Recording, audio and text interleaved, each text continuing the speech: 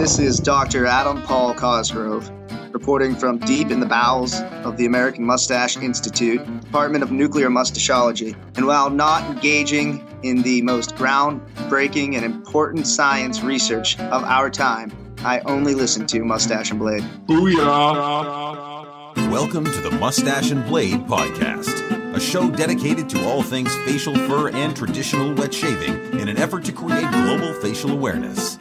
And now, here are your hosts, Douglas Smythe and Ryan Stephen Green. And welcome back, folks, to Moustache and Blade. This is episode 27. And I am Douglas Smythe, and with me... And me, Ryan Stephen Green. Today's show is brought to you by HowToGrowMustacheStore.com, where you can find Synergy shaving soap as well as many other wet shaving accessories at HowToGrowMustacheStore.com. So again, folks, thank you for all your support, and thank you for all the great feedback. And we couldn't do it without you. So thank you again. And now on with our show. Well, today's show is going to be really fun and really cool.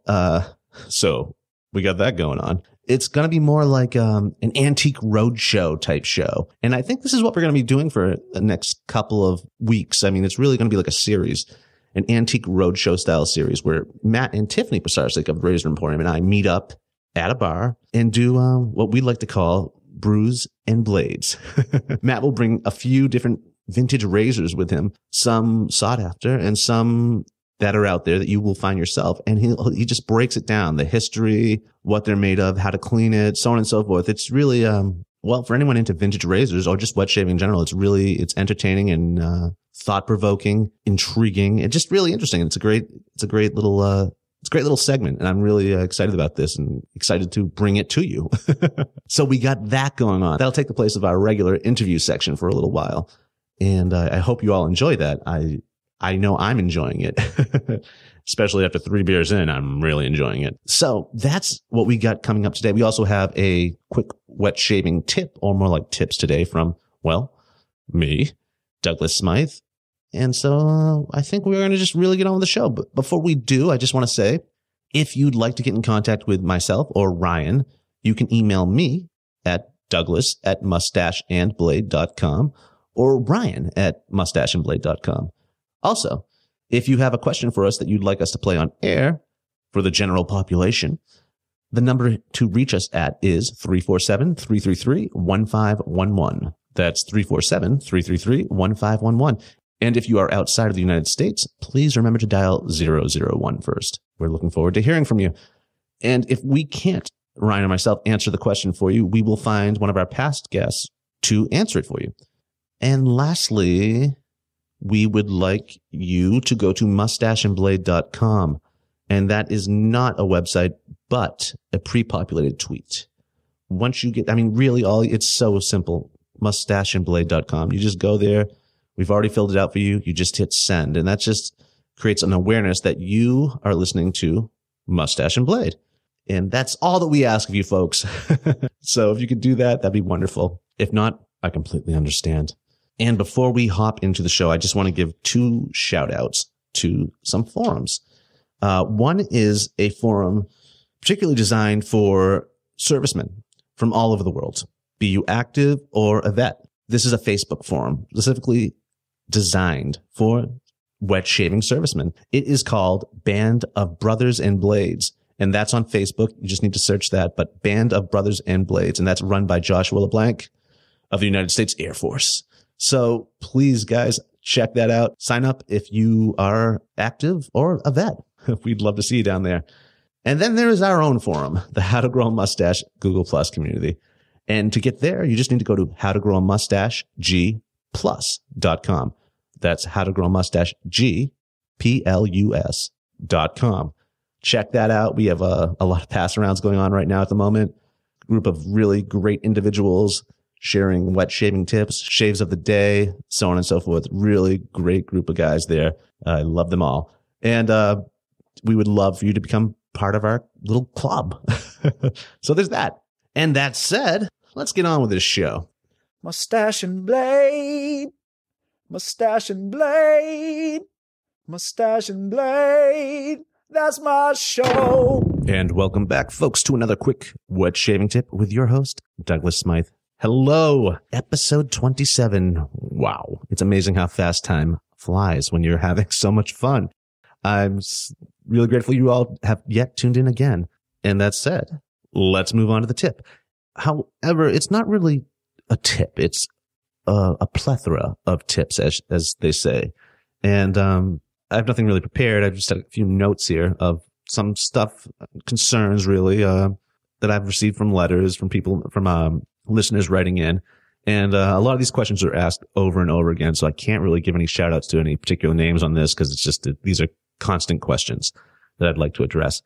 So, lather. Okay, you're a noob. Or maybe you're not a noob. Maybe you just want to get better at making lather. Maybe you don't even realize you have a problem making lather. If it gets the job done, why would you notice? And a good soap will get the job done without the lather. Lather is a good thing. You know, it lifts the hair, it hydrates the hair. But if you're creating a shield, you know, a lubricating shield on your face with just the soap brushing on, and you're getting good results, you can keep doing what you're doing. But when it comes to lather, or the creation of lather, if this interests you, and it should, what is a noob to do? You can watch all the videos you want, but what it all really comes down to is practice. Now, so many wet shavers, once you get into it, you're like, oh, I wish I could shave more than once a day. Well, you can't shave more than once a day. It's unlike any other hobby almost. If you're a guitarist, you can practice all the time. If you're a drummer, you can practice, well, almost all the time, at least when the house is empty, and maybe certain times of the day. But in relation to an instrument, it's difficult. You can't really practice it all the time, but you can practice different elements of it all the time, which I highly recommend. And then again, this even goes to experienced wet shavers, because there's all types of soaps out there. All types of soaps react differently. All types of soaps have different sweet spots, and it's about learning the soap. Some people, and it's sad, but some people will try a soap once and don't hang with it, and they flip it the very next day in the forums, or they just toss it out. Some soaps you really need to hang with. Honestly, all soaps you really need to hang with. So what I recommend doing is pick a different soap a day or a week. Now, you don't necessarily have to shave with it, but what I want you to do is while you're watching TV or anything, a movie, documentary, whatever you do, that's pretty much passive normally, where you're just sitting there, I want you to bring out the bowl, the brush, and that soap that you want to learn. And during the entire episode of Doctor Who, I want you to sit there and work with it. Bring out a bowl, bring out a mug of water, of hot water, and practice. Practice making lather in that bowl. I think all noobs should start with a bowl or with their hand, creating lather there first. It puts it in front of you. It's easier to understand what's going on, the mechanism of creating lather. Once you understand that, then you can move it over to your face. But I digress. So back to TV land. While you're there on your coffee table, you have your bowl, you have a mug of hot water, and you have your brush. I'd also bring a towel too to dry off your brush after you rinse it out here and there. And that's all you really need. In fact, you know what? I'm going to do this right and tell you to lay down a towel across the coffee table. God knows I've done some damage to coffee tables in my time with this act. But yeah, learn each soap. This is also great if you're reviewing a soap too. And just sit there and lather it. And you will know when you hit that sweet spot. It will explode in lather. This may take a few attempts. It may take the entire episode of Battlestar Galactica or whatever you're watching. Hopefully it doesn't take the entire series. But that's one way to really learn a soap, is just spend some time with it. And again, that is something that you can do every day. I highly recommend it. Next tip. I hope I covered that last one well. I'm kind of just rushing through this. Next tip is collars. There's a lot of people that will switch over to wet shaving, and they love it. They fall immediately in love with it, but they find their neck is more agitated, and it's not the root of the problem, but it's getting the blame. So what is causing this problem? With wet shaving, I mean, it's just a whole different way of taking hair off. You're getting a better shave. You're getting a closer shave. So what's really happening here is it's not the razor, not the act of wet shaving that is agitating your neck. Most of the time, it's your collar. A lot of us in our careers have to wear dress shirts with stiff collars. And that's what's going on there, folks. It's rubbing up against your neck. How do you deal with this? First, isolate it. Make sure you can see where it's rubbing. So this is caused by, sweating throughout the course of the day and chafing, as you've probably already figured out. One way to get around this is using an anti-chafing stick. I know there's one called Body Glide. I haven't used it, but there are a few out there. Now, the stick that you're using should be clear and not rub off noticeably on the clothing, so you might want to test this first. So there's that, a lubricating Body Glide that will prevent chafing. You can also try and use body powder. A medicated body powder would work. I don't know how much you would enjoy the smell, but there are scented powders out there, body powders for men. You can also, I don't want to say powder puff that on, but you can also rub some powder there. Just rub it in good. You want it to coat the skin, but you don't want it to, coat the skin to the point where people can see it. Another thing to look into, it might be more than just the collar. It could be the detergent you're using. It could be the starch, if it's a really stiff collar. It could be the bleach. It could also be the material the shirt's made out of. I think a good place to start is wearing an organic as possible material. That's just it's a good place to start. It's a clean slate, so to speak, rather than wearing non-natural fibers. But it's what works for you at the end of the day. And yes, you may want to try switching up your detergent or whatever you're washing with if you suspect that is the problem. You could also really get around all of this by finding a shirt with a collar that's not so stiff or a softer collar. And that's where organic cotton shirts come back into play. And now back to dealing with the problem or preventing the problem with a topical solution. And another one is, diaper rash cream. And you might feel a little weird at the counter buying that, but diaper rash cream, it's loaded with zinc oxide, and that's going to prevent the agitation from the collar as well. So experiment with that too, because this will create a barrier between the skin and the collar. But you need to rub this in good as well. Otherwise, the skin will come off white. So work that in. I also remember many years back using a product called, I think, Liquid Glove, Liquid Glove. It's by Avon. That also creates a shield. I'm not sure if they still make that or not, but if you can find Liquid Glove, that might be something else you may want to experiment with. So those are my tips for neck agitation caused or brought on by the collar. And if you didn't realize up until now that it's your collar and it's not the actual act of shaving or wet shaving, you're welcome. And lastly, what I want to touch upon, my last tip number 3, is the TSA rules. TSA, Transportation Security Administration. They keep bringing us down. Yes, it's true, folks. You can't bring a double-edged blade on an airplane. Yeah. And this kind of makes sense with our most recent history. Box cutters are just one blade. This is a double-edged blade. So they're not going to let this one go anytime soon. And we forget this when we're traveling, especially if we're not checking any luggage. So keep this in mind, folks, if you're traveling. Either if you are checking luggage, put it in the suitcase and it'll be there when you get there. Don't bring it on the plane with you. Don't try to bring it on the plane with you. Another way around this is to mail it ahead of time. And I know this isn't always easy. We get a lot going on. We're busy people. But if you can, mail it to the hotel you're staying at. Mail it to the person that you're staying with. If there's a place you go every year for Christmas, holidays, vacation, whatnot, you can mail it anytime. Just make arrangements with who is ever receiving this to put it aside for you. But so you don't have to wait a day before Christmas, 3 days before Christmas to mail it to your family or Hanukkah, whatever you're going home for. Mail it now. In fact, when you're done listening to this podcast, if there's a place you always mail it now, have them stick it in a drawer in the bathroom and it'll be there when you get there. Might be a little dusty, but I'm sure it's kept its edge. So yes, get out there, mail that now to the places you always go to. And if not, if this is a trip you have planned and you don't know who would be receiving it, the hotel, talk to them ahead of time.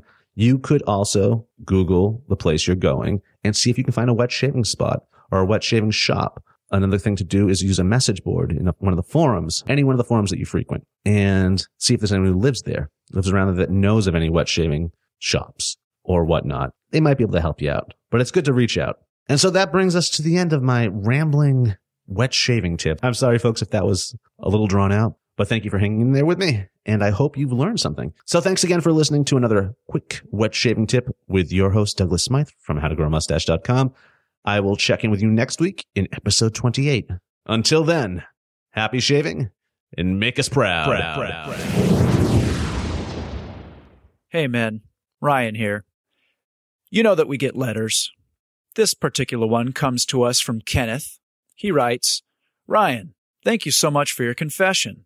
Just this past Monday, I finally received my first safety razor after a few years of contemplation, and finally by motivation received by listening to the Moustache and Blade podcast. Fittingly enough, I started shaving this week, daily, with my DE, knowing well of the learning curve and adjustment period coming off from cartridge razors. However, even after knowing the details of this transition into wet shaving, I began having doubts as to the effectiveness of the shaves I was getting. Your confession was almost a word for word of the thoughts I was beginning to formulate this week about shaving with the safety razor. But no more doubts. Your honest and insightful confession was the styptic pencil to my razor nick of doubt. Thank you, sir. I am now looking forward to continue to learn, adjust, grow, and eventually love wet shaving as I originally intended. Kenneth, thanks for writing, and I assure you, you will love wet shaving.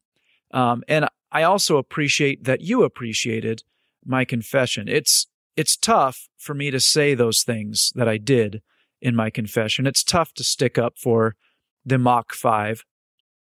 You know, my overall sensation of the Mach 5 is I don't like it. And again, you all are very familiar with the reasons why I don't like it. But I don't want to hold on to lies in my life in any way, and especially as regards something as wonderful as wet shaving. And so when I had those thoughts, I really, really wanted to share them just so that you know where I'm coming from and you know that I'm not committed to perpetuating a lie, especially after I've identified it to be such. So, Kenneth, thank you for writing. Really appreciate these comments.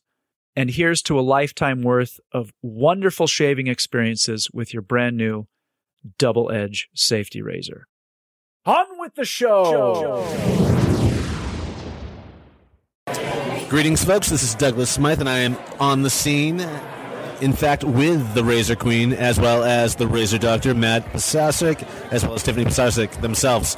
We are out to eat and for drinks at the Angel's Trumpet Ale House in Phoenix, Arizona, on Roosevelt Row. Although I pronounce it Roosevelt Row. But, yeah, so we're just here, and what we're doing is, well, Matt has brought, and we're going to continue doing this week after week, I think. He's brought 3 vintage razors with him, and what we're going to try and do is, well, he's going to just give us a brief history of them. This is our waitress. A brief history of each razor and a breakdown of what they are, when they're from, possibly how much they're worth. So that's what we're doing tonight, folks. So this is the first of a series that we plan on doing. So Matt, what do we have with us tonight? What's the first? I see you have 3 boxes. What am I looking at first here? Hey everyone, how's it going out there? Matt Pisarcik from Razor Emporium. I thought that I'd bring tonight with Douglas a few different razor models. One of which is the Gillette Tech razor in a brown cardboard box.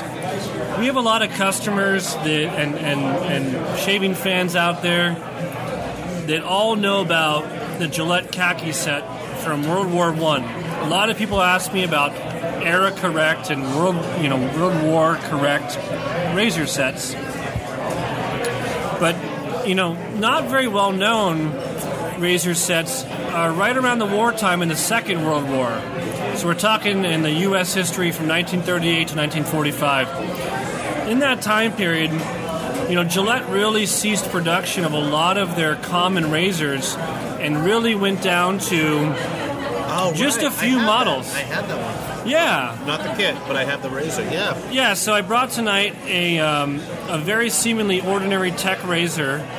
So you guys are familiar with the Solid Guard Tech series of razors that Gillette put out. This was a long-standing set and production cycle that Gillette put out from probably the 30s until the 80s, the Tech razor. Good 40 or 50 years of Gillette history, but right around the Second World War, it's my understanding, and some other collectors out there, that a lot of the brass material, were being used, as Douglas is indicating here, for rationing. Yeah, for rationing and production in the armory and the different war efforts. So Gillette had to start integrating different materials for their handle, such as Bakelite, almost going back in time to like the 20s or so when they were starting to use this. And so we got a really interesting razor set here that, kind of shows you how to use it. And, it has a brass head that's been gold-plated, but it's all a Bakelite handle. So this is a way of Gillette trying to minimize the amount of metal they were using to integrate plastics. I think this razor set, it's in this cardboard box, probably dates to around, maybe 1938, maybe 1940, so literally in the height of the Second World War. And Gillette's putting this set out here to try to make sure that our troops overseas have enough brass to fight the Axis powers. So I just kind of thought it's an interesting period. It wasn't government issued, as a lot of people may think. We do actually have some of these World War II government-issued sets, but this was something that was sold to regular old civilians. So if you were out at a department store or pharmacy or drugstore in that period of time and you didn't really have much to choose from, this is a kind of razor set that Gillette would be putting out, and it has a kind of a speckled brown cardboard box with a very simple, plain razor set inside. And I think about it every time. My grandfather was in World War II himself. He was over in Italy. And whenever I think about the Second World War, a lot of us have grandfathers out there and uncles or fathers that were in that war. And this is the kind of set that they'd be using. It's kind of an interesting connection to the past. So I just wanted to kind of bring that tonight. So is that similar to the GI issued one as well? It's extremely similar, yes. The only difference with the GI issued is that the top head, instead of this particular set that's gold-plated, the GI issued one actually was a black anodized head. Oh, yeah, non-reflective. Non-reflective, and the blades for that set were what were called the camouflage blades. And the wrapper for those just had muted color. So we've all seen the Gillette thin blades that had the red and black, very bright, flashy branding colors.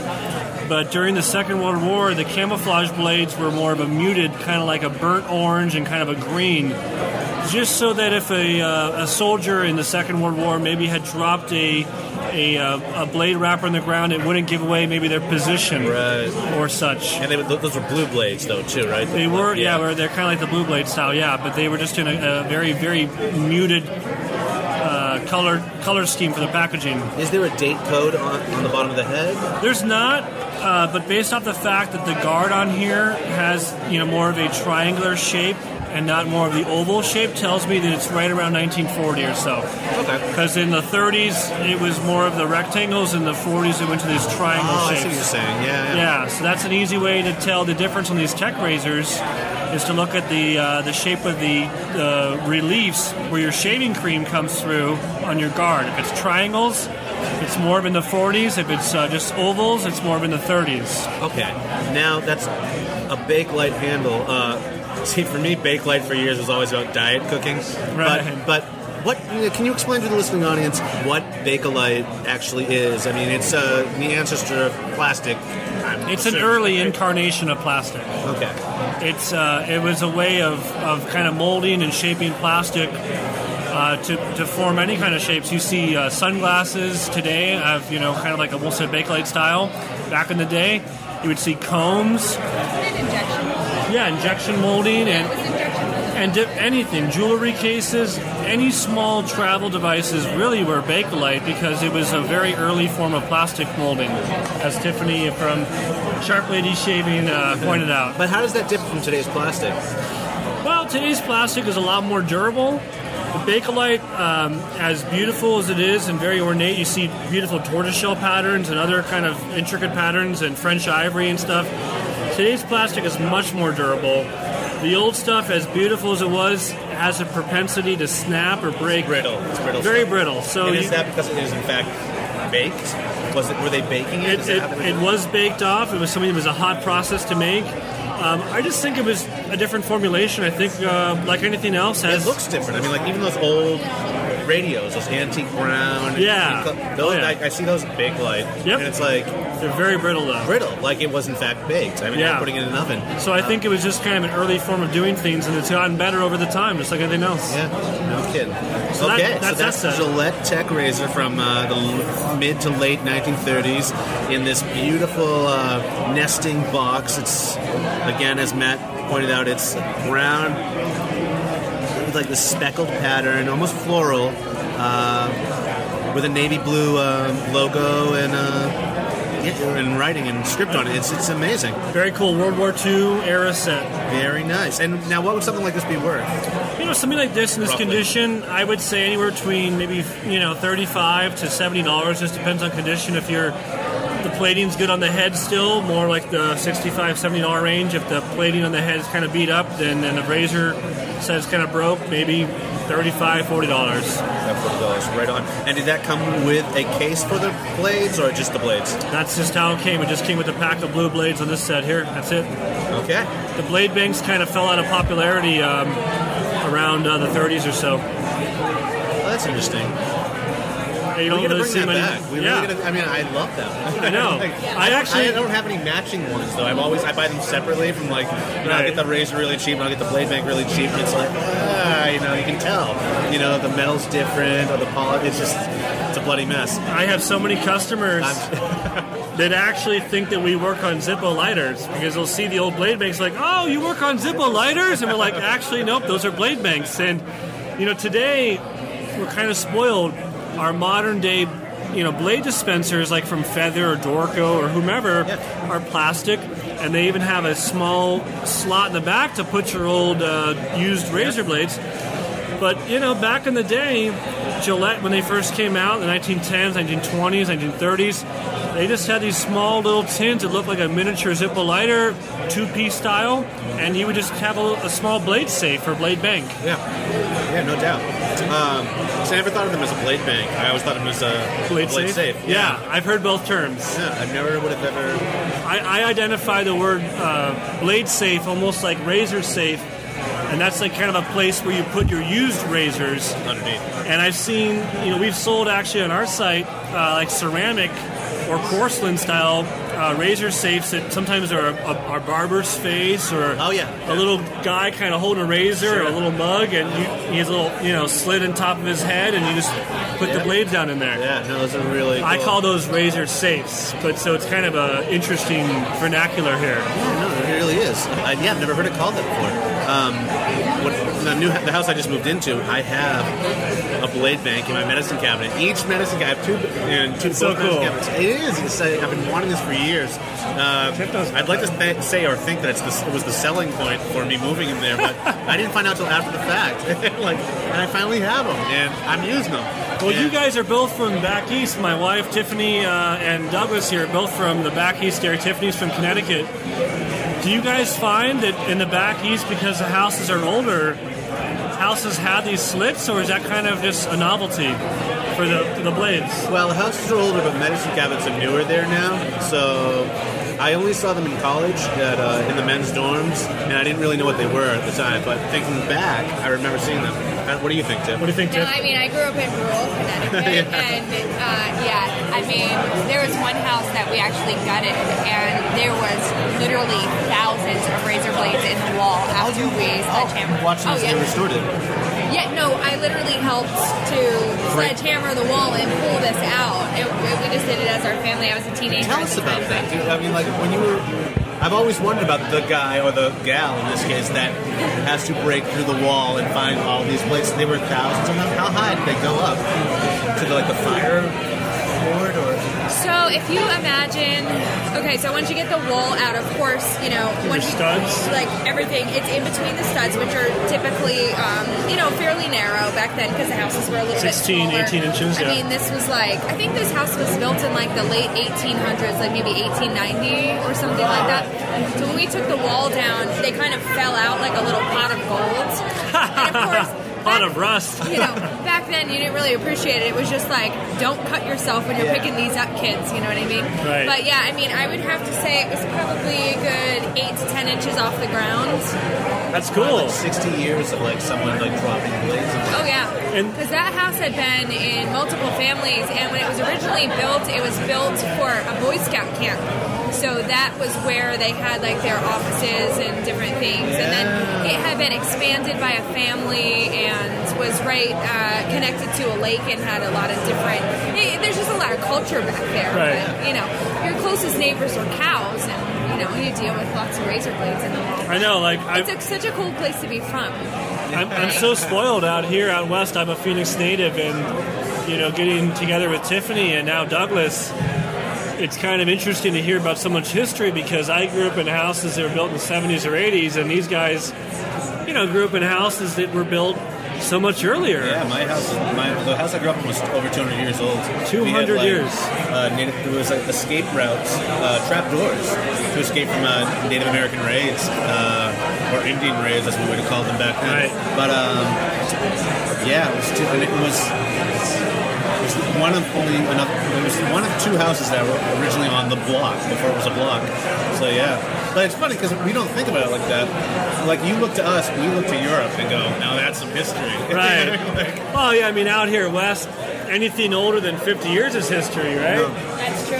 No, it's true. I was talking about that since I just went to Tombstone, Arizona. Yeah, I was reflecting on it, and I got the reprinted newspaper of the shootout at the OK Corral. Right. And it's only 140 years ago. All this It doesn't stuff. seem like that long ago, right? No, it does, and it doesn't. Like even when I was there, it was like, oh, the Wild West.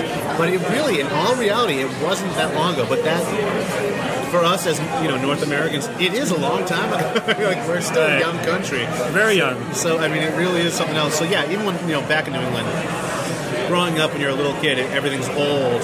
But I know. The more cultured you become, the more you look across the scene. It's like everyone lives in a castle in England. You got these ruins, there's dragon bones, and now I got Plymouth Rock, and then you go to Plymouth Rock, and I can hold it. Yeah, it's a boulder. Wow. It's so small. Well, it's funny because I grew up with these history books showing me that like Plymouth Rock was like the Prudential commercial, like epic. this epic, place that America was founded upon, But it's funny. Yeah, it really is. I remember being very uninterested in that field trip. See, I wanted to study archaeology growing up, as any 13-year-old boy who watched Professor Indiana Jones. Exactly. I had all the books and everything else. In fact, anytime you meet an archaeologist, call them on that. It's like, oh, so you're a huge Indiana Jones. And, that's what got most of them into it, I believe. Oh, it's like anything else. Star Wars got us interested in space, and I'm more of a Star Trek guy. Star Trek? I actually don't like I hate to admit this on I know I'm that guy. You're more of a Trekkie? I'm that guy. I'm more of a Trek. I don't like Star Wars. We like Star Trek. We support both. I can't get Luke Skywalker was always kind of fancy. He was a whiny bitch. like R2 are not. It's like the entire like. But he hadn't come into his power yet. That's the point. Even when he does, it's just like this whole like brutish. I'm gonna have to drop the hammer here. Are we talking Picard? Are we talking Kirk? Kirk. Old school? Old school. Okay, so Kirk. Actually, just recently, Tiffany and I started watching some of the old, Search for Spock, Wrath of Khan. Oh, yeah, Genesis, yeah. The old school with Kirk. So we like those a lot. I like them. But what I liked about them, especially, not so much in the movies, but in the series, they had more adventures on other planets. They did. Whereas in the Next Generation, more drama. You have the holodeck, where you're having more adventures on the ship. So that's one thing. It's just a whole different animal. So there's that. But Star Wars never really appealed to me, and it might be because of maybe the hype of it. Like you're supposed to like Star Wars. You're supposed to like it. I'd also like to admit right now, and this might kill some of my audience as well, but I've never seen Top Gun. I want to be able to die and say I've never seen Top Gun, so I'm that guy. Though I can probably quote most of the lines for you. I've never seen... I know. But yet Dirty Dancing I've seen like 18 times. I've never seen Dirty Dancing.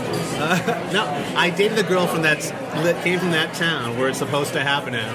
And I remember being on a date with her one time. Is that the one with Kurt Russell? No, it's with... Patrick Swayze. Yeah, I've seen that. I haven't seen Footloose. That's the one I haven't seen. I've never seen that either. Okay, good. I had the soundtrack, I think, growing up, but I'd never seen that. That's Kevin Bacon. You're not missing much.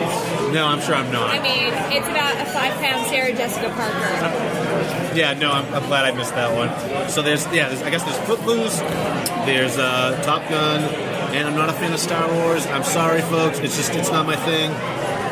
Indiana Jones, however, huge fan. I can really get behind that. Matt's dad is Indiana Jones every Halloween. Every Halloween? He's got the fedora and the leather jacket and the whip. He just goes all out. Dude, I want to... It's like a 13-foot bullwhip. Like, he's got the real thing. Yeah. Wow, like a bomber jacket. Too. He's got it all. God, I was really pissed off when Indiana Jones, when the fourth one came out. I never saw it. Well, you're lucky. I saw it at midnight, the first showing, because I've been waiting for it for years. I refused. I want my memory spoiled. I wanted to play his son at least, and I thought I could pull it off. Instead, his son's like this greaser in the movie. It's like, no, he would have been a beatnik. And I could have done it totally different, but so I've always felt a little ripped off. But now that we're recording this, and I realize we've totally branched away. That brings us to the 1930s. Yes, it does. So we're leaving the 1930s. Are we still in the 30s, or are we? Yeah, late 20s, early 30s here. Okay, what do we got? That's when Indiana Jones would have been in college, people. Right? Yeah. So as a lot of the audience of either our YouTube channel and our audience knows, or Douglas's audience knows,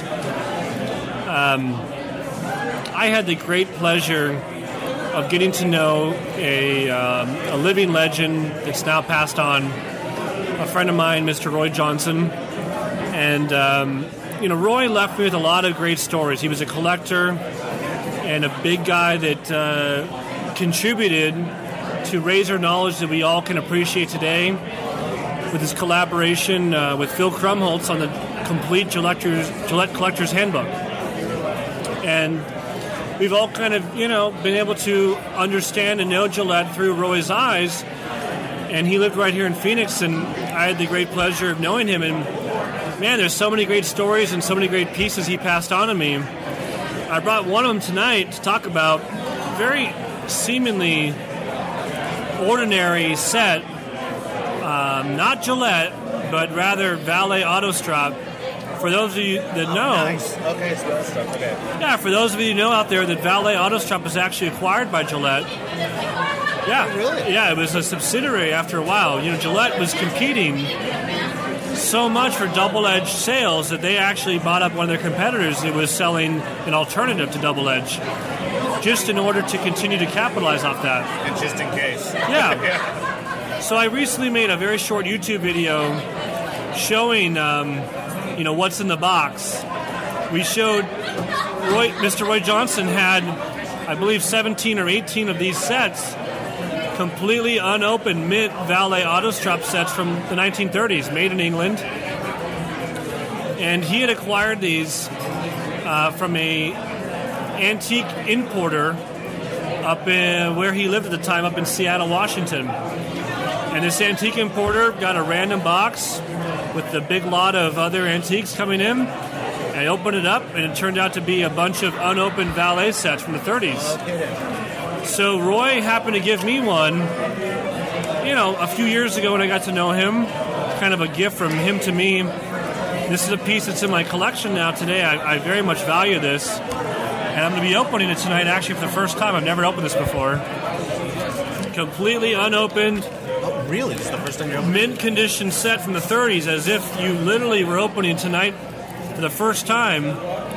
It's covered in corrugated cardboard. Oh, that's weird. Yeah, it is. And we talked earlier about Bakelite. This is, in fact, of course, a Bakelite injection molded case. It certainly is. Beautiful design here. It's almost like Eastern looking, like Kind of an Eastern, look, almost like a tortoiseshell, kind of modified, like a paprika, almost kind of designed to it, a very speckled pattern. Yeah. In the bottom are some instructions of how to use your Valet Autostrop. And for those of you who don't know, the Valet Autostrop sets, they required you to strop the set. So, today with the double-edged razors, we're very spoiled. We can just throw our blades away. But, back then, the idea of throwing something away was actually still very new. Right. And so you would actually be required to maintain your blades with a provided strop. Right. So the head of the razor itself would allow you to feed a small leather strap through it and actually maintain your edge so that you get more life out of your blade. So here we go with a completely mint condition set. Still has all the original cardboard around the blade area. The original strap is all still packaged up.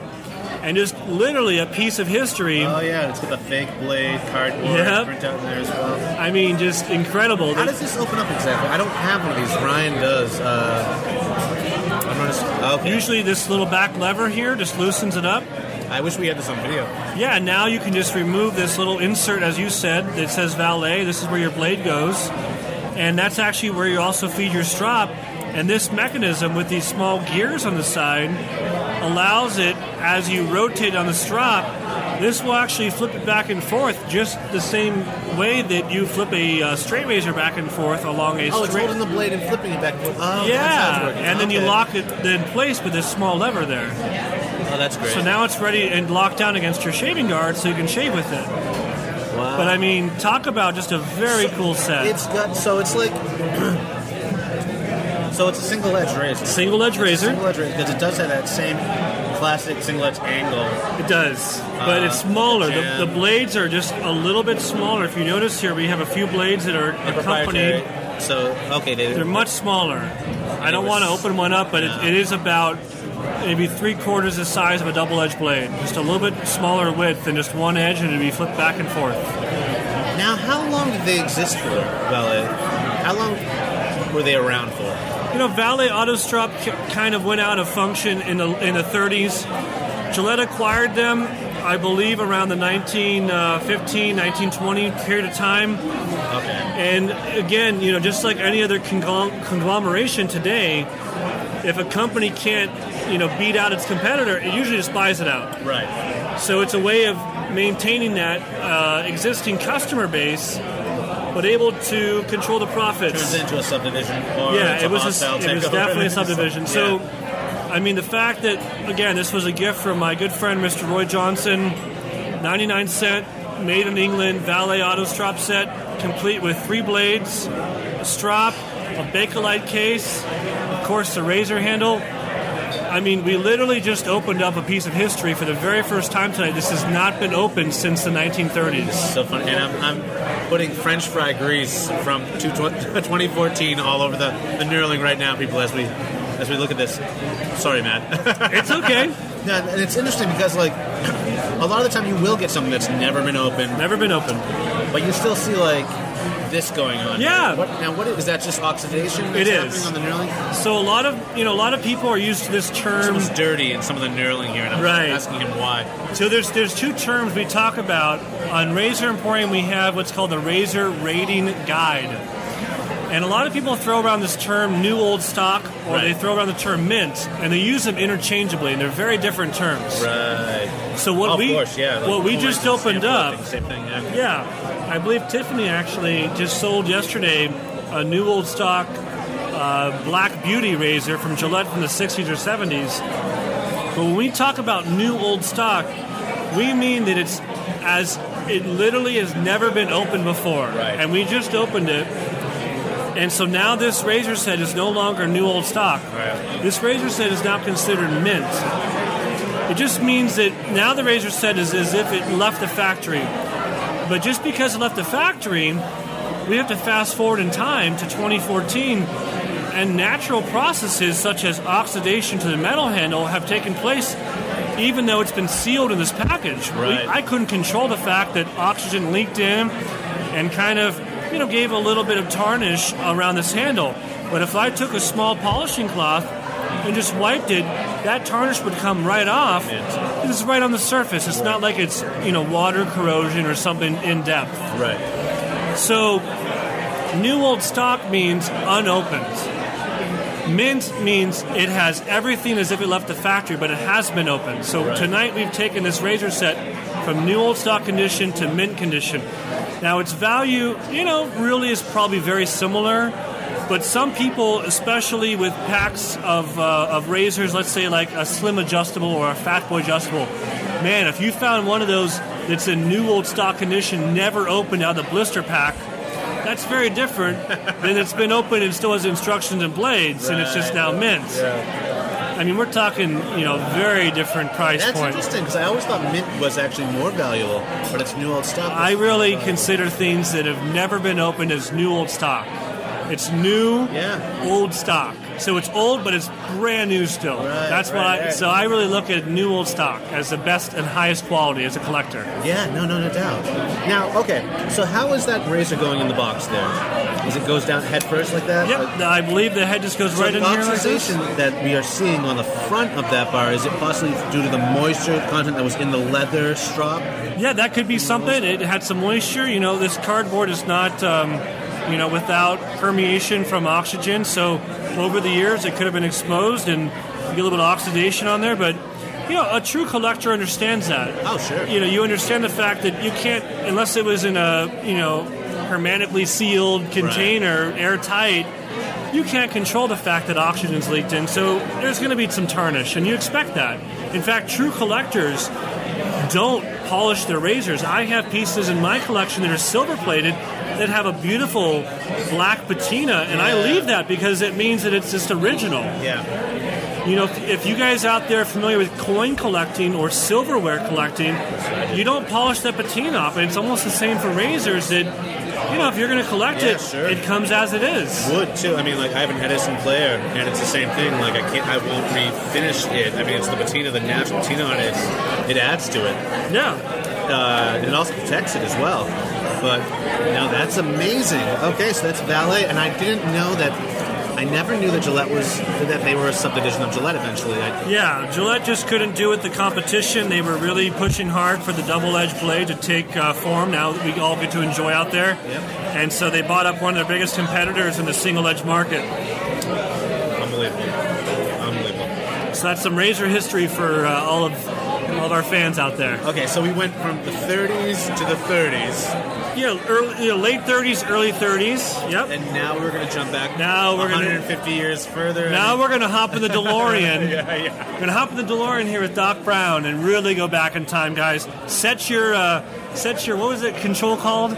Flux capacitor. Flux capacitor. Yeah. Set your flux capacitor. Put some garbage in there for 1780s, right after the Revolutionary War. Back to the Future too. Yep. Or is it 3? It's 3. It's the Wild West, right? The Wild West. This is where we're going, folks. I mean, what I'm looking at now, I wish my podcast was smell-o-vision, just so you could smell the mildew on this, or rather, I wish it was video, so you could see what's going on here. But this looks like something out of the Revolutionary War. Yep.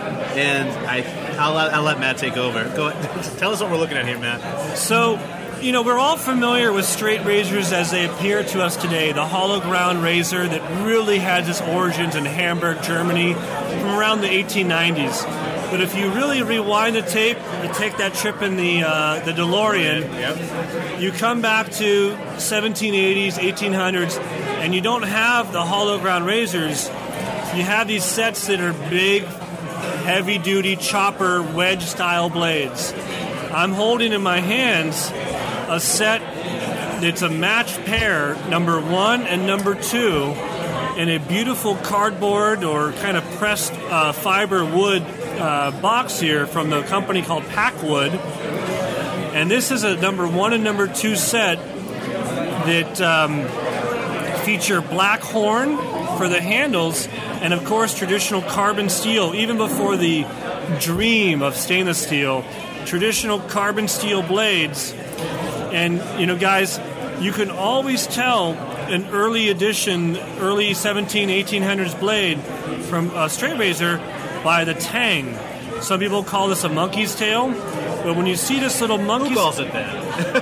I think our friend Lynn Abrams calls it a monkey tail. I've never heard that one before. I've heard that, yep. Okay. So when this tang here is really short like this designates a very early blade, because later the fashion, just like anything else, fashion of headlights, of fenders on cars, of eyeglasses, fashion tells you all about when something's from. The fashion of the oldest straight razor blades has a very small monkey tang. Okay? And the fact that there are absolutely no marks on here from where the country of origin is tells me this is really before any kind of copyright, or a trademark or even export laws really came into play. If you guys don't know out there, in 1883 in Sheffield, England, everything after 1883, England had to, told every manufacturer it has to say the word England. So you see a lot of the Wade and Butcher razors, they say Sheffield. Right. So they say Sheffield only. That means pre-1883. If they say Sheffield, England, it's after 1883. Well, this one doesn't say either. But I know this is a Sheffield blade because I know about Packwood, this brand. And they were so niche of a company that they didn't have to even say the word Sheffield because there was literally no other place on planet Earth making cutlery. So they were so, aware of the fact that they were the absolute masters and only real viable market that they only had to put their company name. Right. It's like just saying Ford. You have to say Ford Detroit or Ford Detroit America. You just say Ford. Yeah. Well, there's only one Ford. Same thing. Packwood just was the biggest maker back in the day. And we got a set of 2 straight razors marked with the engraved number 1 and number 2. And guys, honestly, in all of my years, I've sold and bought thousands of straight razor sets. I have never, ever come across a set this mint that has the original horn black handles, the original blades, and the original box. And this set here is a really interesting limerick on the back. I actually think Douglas would be fitting to read it. Oh, God, I can't even see it. If you want to get a good vision on that, I can maybe shine my flashlight on it. Is it Packwood or is Packwood? Okay. Reader let Packwood but begin to operate upon thy chin. His royal razors share so sweetly. Thy will be over. Kind of hard to read there. Completely. Well, Douglas did a great job. I mean, as you guys can imagine, old packaging, sometimes the letters are faded. It's kind of hard to read. It's old black letter cursive kind of writing. It's beautiful, though. It's really, it's so funny. Like this. We got really some images on here. It shows some guys. It's over 200 years old. I'm holding it in my hand right now. Yeah, we're talking about something literally that our founding fathers, Jefferson, Hamilton, could have held. And could have used. It's clearly like there is it's the same font, same text, and same of the Constitution, Bill of Rights. It's the Constitution. It's really, it's almost was this released during the Constitution? This is from England, so I know, of course, we're as Americans we like to think of that era as Revolutionary War, but this was just what the average scribe or artisan how they would present a package. Beautiful handwriting, beautiful lithograph printing on it. We were all from England. Well, not all of us, but a lot of us. We were here for the first Czech. time. You gotta check yourself. Yep. My parents, my aunts just came over on the Mayflower, and I'm sure they had some wacky accents as well. But this people, it really is. It's really something to behold.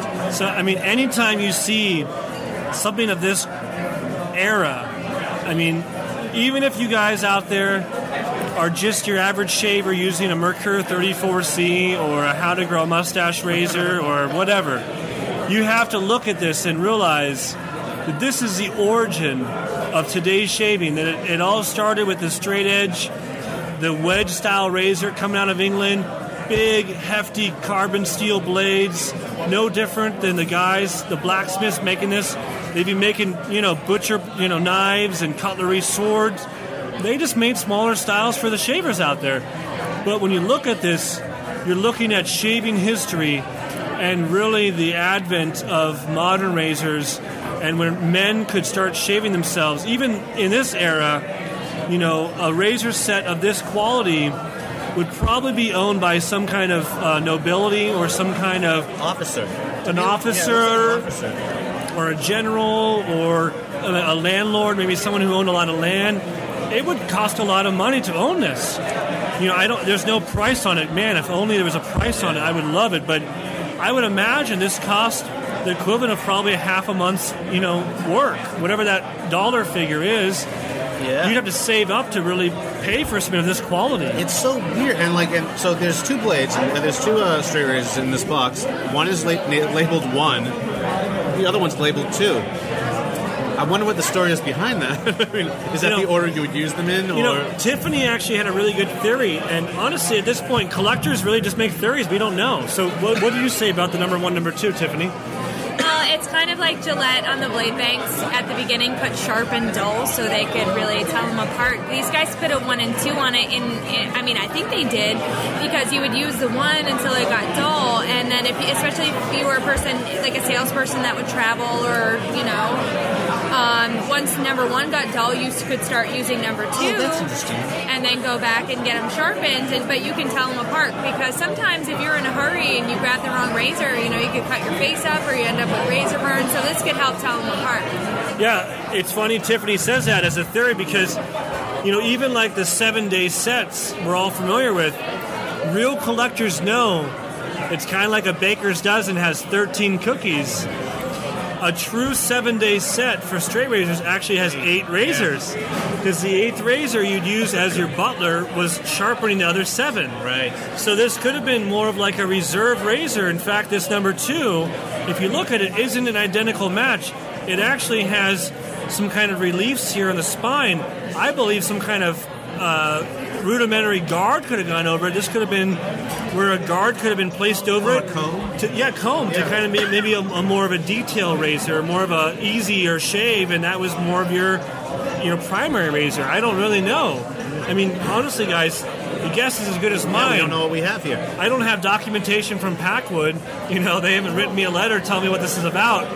So these could easily be prototypes too, where they were testing 1 or 2. Yeah, right. It's just, but the fact they is, different shapes. One has a bolster at the end of the scale, one doesn't. Yeah, one's rounded, one's square, but they definitely belong together. They're a match set, and so we'll be putting these up for sale soon on our site, Razor Emporium. But guys, it's just such an honor to be able to, touch history. Yeah, no, this is really something.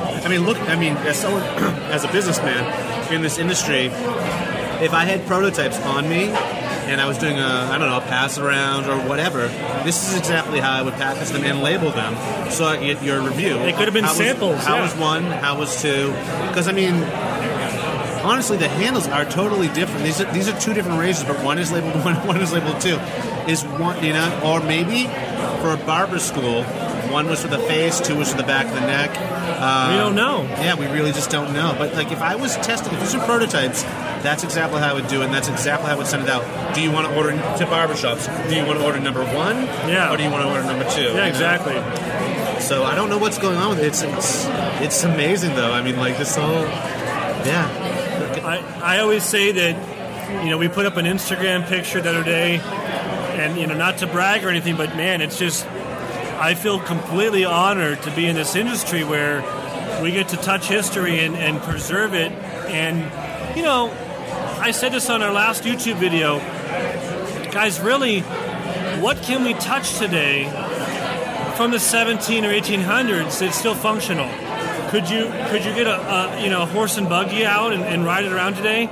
Could you get out an old Edison light bulb and use it?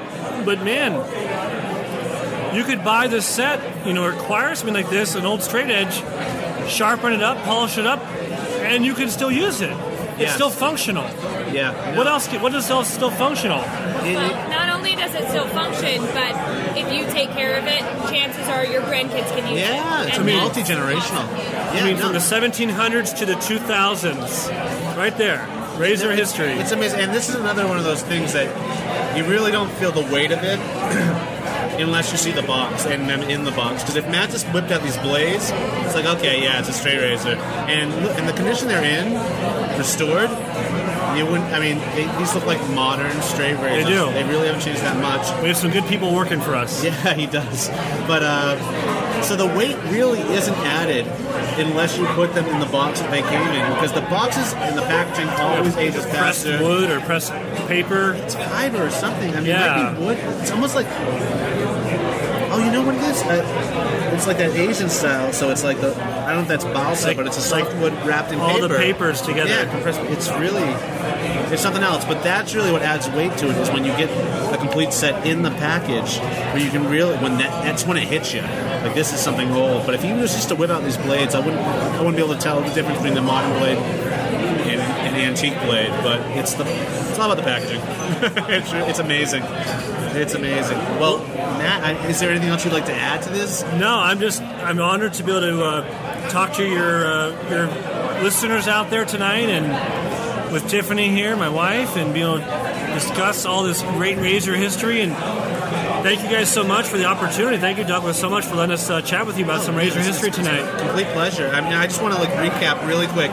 So we went from the Gillette Tech razor From about the World War II era, and that roughly is worth, in a complete kit, it's worth maybe $50 to $75. the Valet. Now we hop to A Valet set like this, it's new old stock, probably closer to $75 to $100 range from like the early 1930s. Are we good? Do we need anything else? I would like. Another one? Yeah, I'm good. another razor. Another one?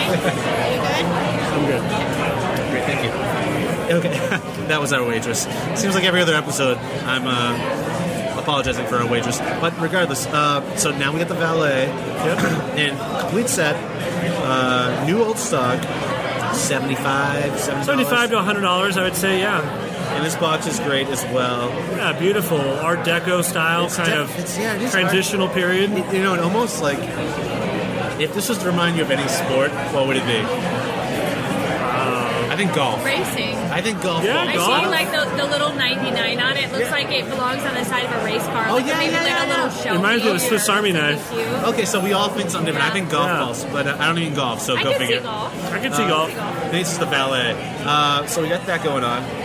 And now we get to this kit of Old straight- Packwood. Yeah, from 1780s, we're guessing. 1800s, somewhere in there. Revolutionary, turn of the century. There's no date on it. I'm just going off the fact of what the razor style, what the cursive looked like. I use a lot of clues, guys. When I date, it's no different than any other historian or any other collector. You have to go off the clues that are presented to you on the packaging, on the razor, and you make some assumptions. I mean, again, I don't get documentation from the manufacturers. I have to kind of look at other things from that era and what does it look like. Sure. And the latch. So the latch on that box is something you would look at. Very too. cool latch. It's very cool. Is this telltale? I mean, Yeah. So this is a And like a rotating, It's a hook. hook. like a hook. Yeah, it's Yeah, a it's a hook latch. hook latch. Very You old. really don't see that. I mean, what it reminds me of is like something a Purple Heart would come in, or sort of a military badge. Like, this is why I think it's almost government issue to me. It could have been. It very well could have been like an officer's set. We have no idea. Officer makes sense, or a military barber, or Some kind of person of status in society. Well, at least a lot of the stories from back in the day, like if an admiral was getting promoted, remember they gave him a sword and they This always could have been a gave him gift. some sort of a grooming item. Yeah. I mean, So this it's kind of something for looks that. military-esque. This It badge. It definitely does. Very, It definitely does. And like the fact that it's 1 and 2, is it first in command, second command? Who knows? What's going on It's here? fun though. History is so much fun, and razor history is like, we all get to experience it. We all get to use that piece of history today, but it has such a long pedigree behind it. It does. It really does. And so how much would something like this be worth? Douglas, I'll probably put this up on Razor Emporium for about $1,000, but really, whoever gets to own this set is going to literally own a piece of history. It's priceless. It's after the 8 or 9 years in the business, I've never seen another set like this ever How before. can you let this go? How can you sell this? Well, Keep everything. we can't keep everything. We're running a business, and I really do collect the Gillettes. if you weren't married, though, would you? Maybe, but honestly, Trust me, I would encourage him to keep it. It's a beautiful piece. I think this belongs in the hands of someone who has a passion for Revolutionary War or Victorian era pieces. My passion is definitely Gillette from 1908. It belongs in a museum. It does. It as Indiana Jones says, it belongs in a museum. Well, we went full circle there, folks. But yes, no, I mean, I really wish everyone could see what I'm looking at right now. Well, I'll put some pictures up. We put them on Facebook and on Instagram. Definitely. And again, these will all be up on Razor Emporium, folks. Thank you for joining us for our... I probably should come up with a name for History this. Night? History Night. Night at the Museum? I don't know. Night at the Museum. Razor... Come on, we can do this, people. I'm about 3 beers into this interview, so if it was wine, it'd be something different. Fireside chats, almost. I mean, something kind of era specific. Angel Trumpet. On the scene with the vintage king. On the scene with the vintage Razor Kings, Queens. I mean, we got everyone here. Okay, so it's obvious we really don't know what we're going to call this, and I don't even think we need to call it anything. It's like antique. Why put it in a bubble? Yeah, you know what? Razor Tales, Razor Stories, Antique Roadshow. I mean, we could call it anything. That's catchy. Antique Roadshow is taken. Antique Razor Roadshow. How about a night out with the peeps? Beers and blades. I don't know, but like beers and blades. Beers and blades. Okay, beers and blades. Beers and vintage blades is what we're doing, and this might, in fact, be what we call it: booze and blades. How about BREW? Ooh, brews and blades. Brews and blades. So, okay, we're gonna call this brews and blades. We're gonna do this once a week from here on in, folks. We're gonna catch up with Matt and Tiff and some brews and some blades, and we might invite some guests with us here and there, and just take these things apart and look at them. So again, check out the show notes for photos of these pieces of history, and stay tuned. Thank you, everyone, for listening. And this is Douglas Smythe, Matthew Pisarcik, Tiffany Pisarcik. signing off. Ciao. You have been listening to the Moustache and Blade podcast. Thanks for listening, and please leave us a review on iTunes. Almost clean shaven, but hardly clean cut. Moustache and Blade.